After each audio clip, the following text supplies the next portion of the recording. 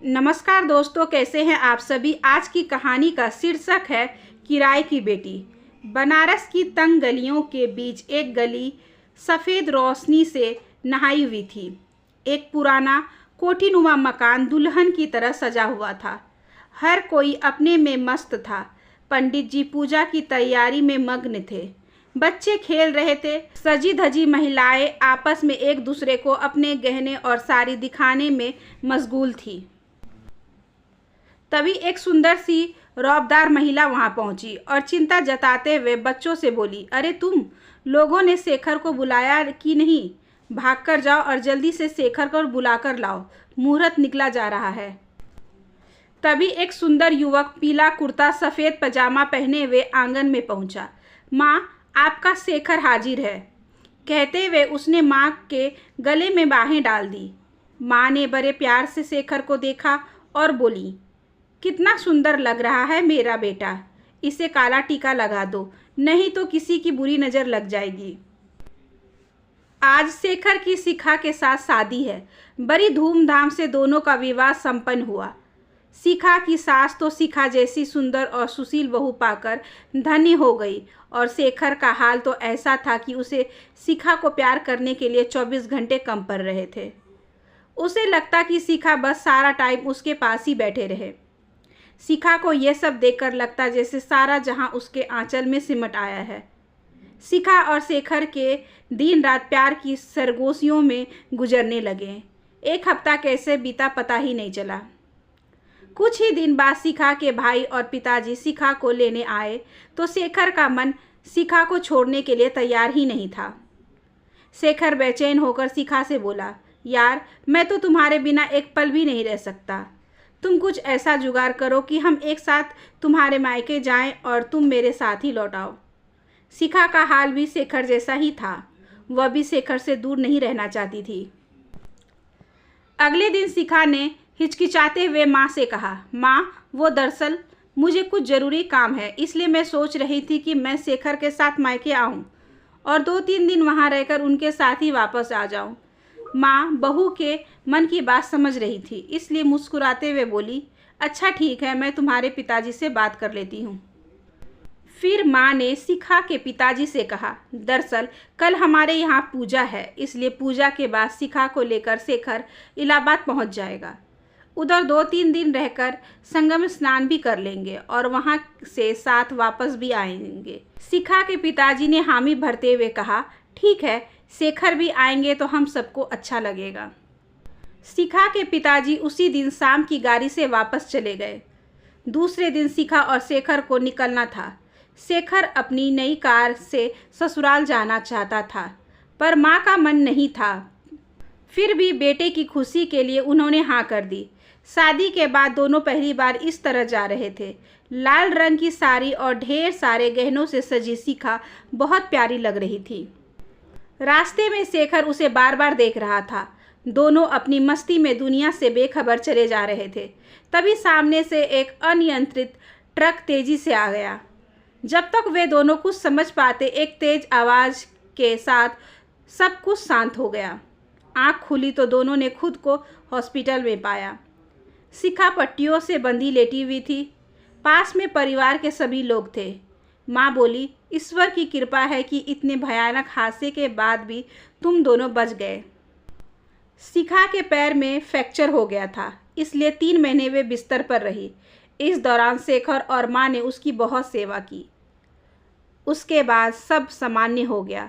शादी के 3 साल बाद भी जब शिखा की तरफ से कोई खुशखबरी नहीं मिली तो माँ कुछ अधीर सी होने लगी।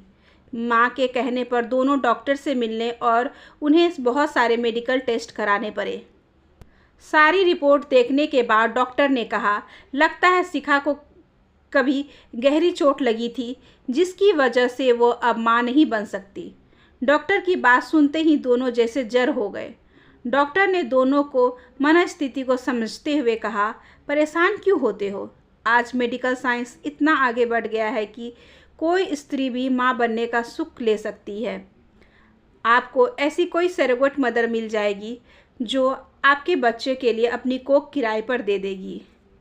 डॉक्टर की बात सुन एक उम्मीद लिए शेखर घर वापस आया और सबसे इस बारे में बात की।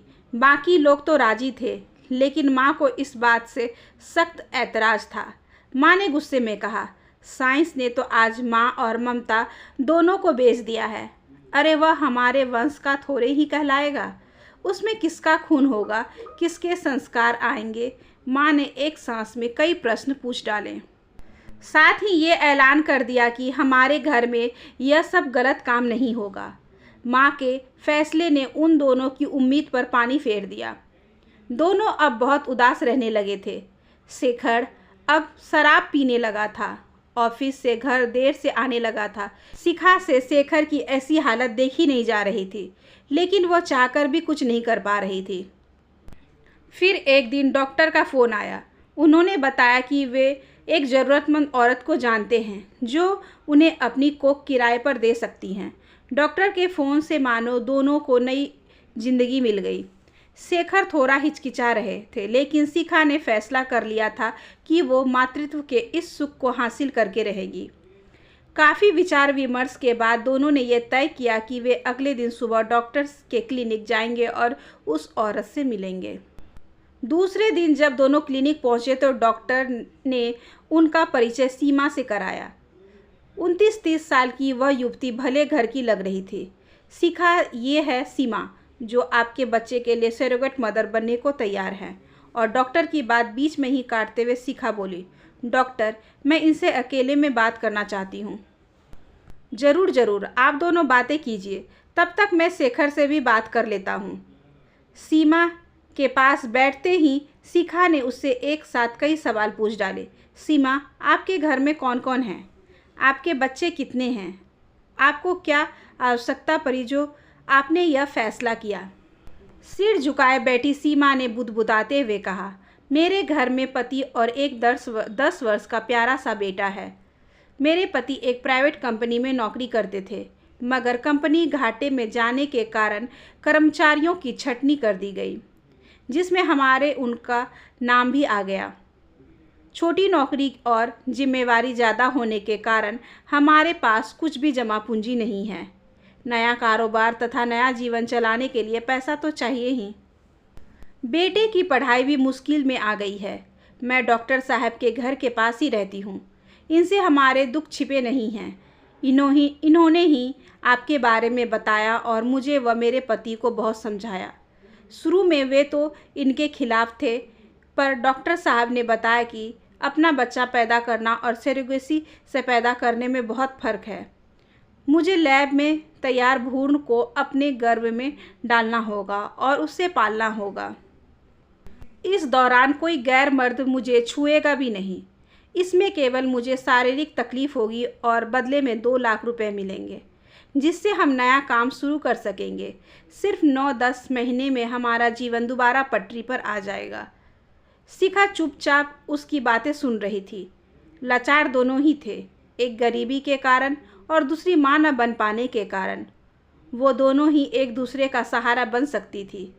शिखा को सीमा पसंद आ गई। उसके बाद पेपर वर्क की सारी प्रक्रिया शुरू हुई। शिखा बहुत खुश थी। रात में काफ़ी देर तक शिखा और शेखर बातें करते रहे, लेकिन माँ बहुत नाराज़ थी। आज तो उन्होंने खाना तक नहीं खाया था। उधर सीमा भी अपने बेटे को नाना नानी के पास छोड़कर आई। साथ ही उसने बेटे को कई हिदायतें भी दे डाली थी कि यहाँ रहकर किसी को परेशान मत करना। मैं कुछ दिनों में वापस आ जाऊँगी। बेटे को तो समझा दिया, मगर खुद पनीली आंखें लेकर बाहर आ गई। तय समय पर जब हॉस्पिटल पहुंच गए, वहां पर सीमा की पूरी जांच हुई। उसके बाद शिखा शेखर के भ्रूण को सीमा के गर्भ में प्रत्यारोपित कर दिया गया। इसके बाद सब शहर छोड़कर हिल स्टेशन चले गए। इस दौरान शिखा इसी कोशिश में रहती थी कि सीमा खुश और उनके परिवेश में रहे। शिखा से उसके कमरे में शेखर के बचपन की खूब सारी फ़ोटो टांग दी, लेकिन जब भी सीमा के पास उसके बेटे और पति का फ़ोन आता तो वह उदास हो जाती। उसे ये 9 महीने काटना बहुत मुश्किल लग रहा था। शुरू में उसके पति मिलने आते थे, लेकिन धीरे धीरे उन्होंने भी आना कम कर दिया। सीमा वर्तमान से ज़्यादा भविष्य के रिश्तों पर चिंतित रहने लगी थी। इसी चिंता में उसने पति को फ़ोन लगाया तो जवाब मिला, अब मैं मिलने नहीं आऊँगा, तुम अपना किराए का मकान खाली करके खुद ही आ जाना। अब तो मैं तुम्हारा हाथ भी नहीं पकड़ सकता, दम घुटता है वहाँ मेरा। सीमा का पक्ष सुने बिना ही उसके पति ने फ़ोन काट दिया।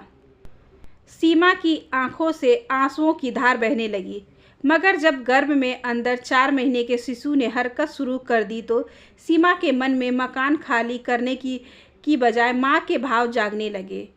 वे उसकी हरकतों पर ध्यान देने लगी। उसे बच्चे पर प्यार आने लगा। अपने पेट पर दोनों हाथ रखकर वे घंटों उससे बातें करती रहती। एक दिन तो उसने फ़ोन करके पति को भी बताया कि यह तो अपने बच्चे जैसा शैतान है, बहुत हाथ पैर चलाता है, यह उसका भाई या बहन नहीं है। पति ने उसके हकीकत से धरातल पर लाग पटका। पति की बात सुनकर सीमा उदास हो गई। सच ही तो कहा उसके पति ने, ये उसका नहीं शिखा का बच्चा है। इसी तरह 8 महीने पूरे हुए और 9वां महीना लगते ही डॉक्टर ने ऑपरेशन कर दिया। सीमा ने प्यारी सी बेटी को जन्म दिया। उसे गोद में लेकर शिखा बोली, शेखर, ये रही हमारी अपनी बेटी, बिल्कुल तुम पर गई है। इन 9 महीनों में सीमा भूल गई थी कि ये बच्चा उसका नहीं है। उन दोनों को ऐसी बातें करते हुए देख सीमा को कतई अच्छा नहीं लग रहा था। तभी डॉक्टर आकर बोले, चलिए इन्हें आराम करने दीजिए। शिखा और शेखर बच्ची को लेकर बाहर चले गए। उन्हें जाते देख सीमा बोली, मुझे दूध तो पिला लेने दो। सीमा को अधीर होते देख डॉक्टर बोले, सीमा, अब उस पर तुम्हारा अधिकार नहीं है। सीमा के दुख को उसके सिवाय और कोई नहीं समझ पा रहा था। हार कर उसने अपने मन को समझाया कि जो बच्चा उसका था ही नहीं, उसके लिए उदास होकर क्या होगा। फिर भी आंसुओं की धार आंखों से बहती रही। दूसरे दिन शेखर आया और जो रकम पहले से तय थी उससे ज़्यादा रकम देते हुए बोला, सीमा, जो खुशी तुमने दी है उसकी तुलना इन पैसों से नहीं की जा सकती, पर तुम्हारा परिवार इन पैसों से दोबारा नई जिंदगी शुरू कर सकेगा। तुम्हारे इस फैसले ने 2 परिवारों को खुशी दी है, या कहूँ कि पूर्णता दी है। मैं और शिखा मरते दम तक तुम्हारा एहसान नहीं भूलेंगे, पर एक विनती है कि अब तुम कभी हमारे परिवार के सामने मत आना। आज से हमारे रास्ते अलग अलग हैं। आज हम बच्ची को लेकर वापस जा रहे हैं। तुम जब तक पूरी तरह ठीक ना हो जाओ तब तक यहीं रहना। मैंने डॉक्टर का सारा खर्च दे दिया है। सीमा से विदा लेकर दोनों अपने शहर बनारस पहुंच गए। बेटी को लेकर जैसे ही दोनों घर पहुंचे, माँ का पारा 7वें आसमान पर था। शेखर ने उन्हें बहुत समझाने की कोशिश की, पर माँ उनकी एक बात सुनने को तैयार नहीं थी। माँ अपने आप में ही बरबराई जा रही थी। एक तो करेला उस पर नीम चढ़ा, बेटी वो भी किराए की। बेटा होता तो एक बार दिल पर पत्थर रखकर बच्चे को अपना भी लेती, मगर ये तो लड़की है। शिखा, जो खामोशी से यह सब सुन रही थी, एकदम बरस पड़ी। माँ, इसे आप अपनी पोती माने या ना माने, मुझे कोई फ़र्क नहीं पड़ता, लेकिन ये मेरी और शिखर की ज़िंदगी है। माँ ने गुस्से से शिखा को घूरा और वहाँ से चली गई।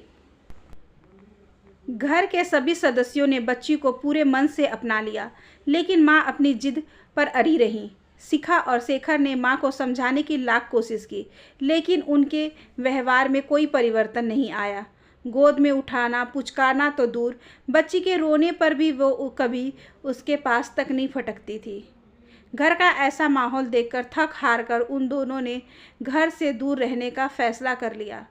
शेखर ने अपना ट्रांसफ़र दूसरे शहर में करा लिया और बच्ची को साथ लेकर वो घर से चले गए। समय बीतता गया और देखते ही देखते उनकी बेटी शिवानी 7 वर्ष की हो गई, मगर इन 7 वर्षों में वे कभी बनारस नहीं गई। शेखर 1-2 बार बनारस गया, पर माँ की बेरुखी देखकर उल्टे पांव लौट आया। इतनी दूरियों के बाद भी माँ का दिल नहीं पसीजा। ना माँ ने कभी शिवानी का हाल पूछा और ना ही शिखा का। पर वक्त को शायद कुछ और ही मंजूर था। अचानक पता चला कि माँ को कैंसर है। बनारस में डॉक्टरों ने जवाब दिया, लेकिन जिद करके शेखर माँ को अपने पास ले आया। बीमारी ने माँ को काफ़ी बदल दिया था। अब उनमें पहले जैसा रौब और गुस्सा नहीं था। माँ को लेकर शेखर जैसे ही घर पहुँचा तो शिखा उनसे लिपटकर रोने लगी। शिखा को रोते देख माँ की भी आंखें भर आई। आंसुओं से जो पुराना विष दोनों ने के अंदर था वह बह गया और एक बार फिर उनका पुराना रिश्ता जीवंत हो उठा। शेखर ने माहौल को हल्का बनाने के लिए हंसते हुए कहा, आप लोगों का राम भरत मिलाप खत्म हो गया हो तो मुझ गरीब को एक कप चाय मिलेगी। अभी लाती हूँ कहकर शिखा चाय बनाने चली गई। तभी पापा पापा करती शिवानी कमरे में पहुँची। उसे देखकर सब लोग हंसते हंसते लोटपोट हो गए। शिवानी के पूरे चेहरे पर पेंट लगा हुआ था। वो दांतों से ब्रश को पकड़े हुए थी और उसके दोनों हाथ भी रंग से सराबोर थे। शिवानी को देखकर आज माँ को गुस्सा नहीं बल्कि प्यार आ रहा था। माँ को शिवानी में शेखर का बचपन दिखाई दे रहा था। शिवानी को गोद में उठाते हुए माँ बोली, ये तो बिल्कुल शेखर जैसी है। शेखर को भी पेंटिंग का बहुत शौक था। वो भी बचपन में ऐसे ही पेंट से रंगा होता था। शिवानी को भी दादी का साथ बहुत भाता। वह हर पल दादी दादी करती उनके आगे पीछे दौड़ती रहती। इस दौरान अच्छे अस्पताल में माँ का इलाज होता रहा और धीरे धीरे उनकी सेहत सुधरने लगी। दवा का असर और शिवानी का प्यार माँ को जल्दी ठीक करने लगे थे। माँ और शिवानी को एक साथ देकर दोनों बहुत खुश होते। फिर वो दिन भी आ गया जब माँ को वापस बनारस जाना था। वहाँ उनके बिना सब अस्त व्यस्त हो गया था। माँ को जहाँ एक तरफ वापस जाने की खुशी थी, वहीं शिवानी से बिछड़ने का दुख भी था। लौटते समय माँ ने उन दोनों को बुलाकर कहा, बेटा, मैं तुम दोनों से माफ़ी मांगना चाहती हूँ और उस औरत का शुक्रिया अदा करना चाहती हूँ जिसने हमारी शिवानी को जन्म दिया। मैं गलत थी। ना तो किराए की कोख होती है और ना ही किराए की बेटी। बेटी हो या बेटा, वो सब अपने माता पिता की संतान होती हैं। जन्म लेने की प्रक्रिया चाहे कुछ भी हो, महत्वपूर्ण यह है कि तुम दोनों को संतान का सुख मिला। फिर हमारे ग्रंथों में भी तो अन्य साधनों से संतान सुख प्राप्त करने का वर्णन है। फिर आज के समय में सरोगेट संतान पाना कैसे गलत हो सकता है? इससे दो परिवारों को खुशी मिलती है। ये किराए की बेटी कैसे हो सकती है? यह तो शिवानी है, शेखर की बेटी, अपने शेखर की बेटी। आशा करती हूँ कि आज की ये छोटी सी कहानी आपको अच्छी लगी होगी। अगर अच्छी लगी हो तो please like, share and subscribe करें हमारे चैनल को। ज़्यादा से ज़्यादा शेयर करें और बेल आइकन को ज़रूर प्रेस कर लें ताकि अगली वीडियोस की नोटिफिकेशन आपके पास सबसे पहले पहुँचे। धन्यवाद।